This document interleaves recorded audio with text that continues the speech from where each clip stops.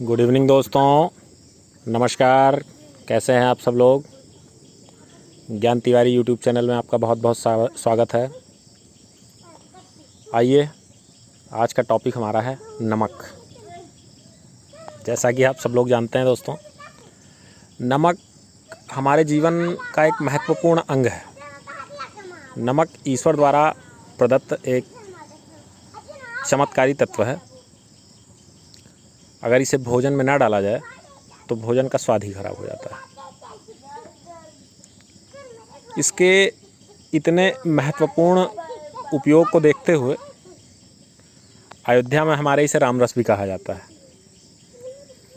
तो आइए आज बात करते हैं कुछ नमक के बारे में।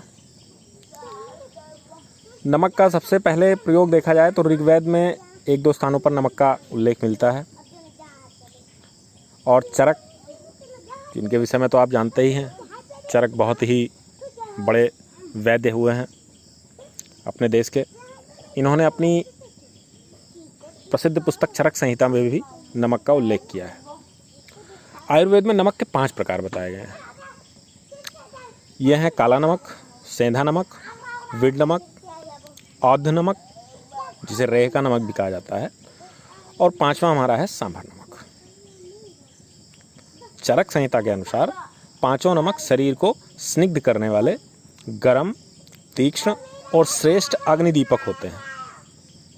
इनका अलग अलग रोगों में भी उपयोग किया जाता है। दवाओं पर उपलब्ध चीनी चिकित्सा शास्त्र के प्राचीन ग्रंथ पेंज तजाओ कॉनमू में 40 प्रकार के नमकों का उल्लेख मिलता है। यह चीनी ग्रंथ आज से लगभग 2700 ईस्वी पूर्व का है। और इसी प्रकार मिस्र के ग्रंथों में भी इसका उल्लेख मिलता है, जो कि आज से 1450 ईस्वी पूर्व से पुराने हैं। बाइबल में भी नमक का कम से कम 30 बार नाम आया है। और यूरोप में तो नमक आर्थिक शक्ति का प्रतीक बना रहा, इसलिए इसके लिए सड़कें बनाई गई, युद्ध हुए। और भारत में नमक रोटी का संबंध तो बहुत पुराना ही है। हमारे देश में जुमला भी है कि भाई चलो नमक रोटी चलती रहे भगवान की कृपा से, ऐसा मुहावरा भी हमारे देश में कहा जाता है। ब्रिटिश शासन में एक समय पूरे साल के नमक के लिए 2 महीने की मजदूरी या कमाई खर्च हो जाती थी।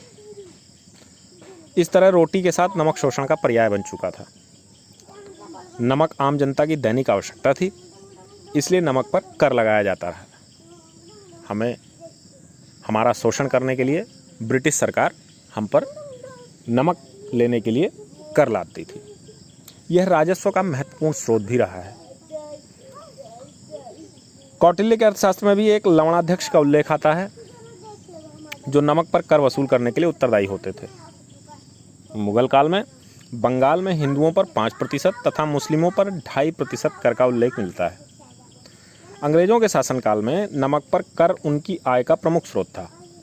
बंगाल एवं उड़ीसा में नमक भारतीयों के शोषण का सबसे बड़ा माध्यम था।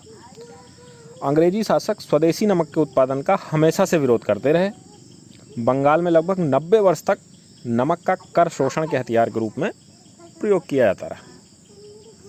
1930 ईस्वी में महात्मा गांधी ने नमक का कानून तोड़कर उसे स्वतंत्र किया।